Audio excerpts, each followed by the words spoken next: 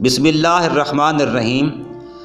حضرت لیث بن سعد رحمۃ اللہ علیہ فرماتے ہیں کہ میں امام ابو حنیفہ رحمۃ اللہ کا ذکر سنا کرتا تھا اور مشتاق ملاقات تھا۔ ایک سال میں مکہ معظمہ میں تھا، دیکھا کہ ایک شخص کے گرد لوگ جمع ہیں۔ میں نے ایک شخص کو سنا کہ اس نے پکارا، اے امام ابو حنیفہ۔ تب میں نے جانا کہ یہ وہی شخص ہے۔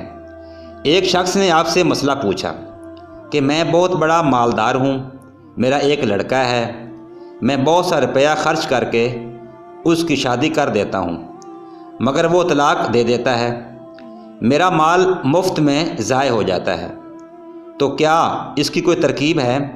آپ نے فرمایا، اس کو باندیوں کے بازار میں لے جاؤ اور جسے وہ پسند کرے اسے خرید لو، پھر اس کی شادی اس باندی سے کر دو، پھر اگر طلاق بھی دے گا تو وہ تمہاری باندی ہو کر رہے گی، وہ اگر آزاد کرے گا اس کا حق نافذ نہ ہوگا، اس لیے کہ وہ تمہاری مملوک ہے۔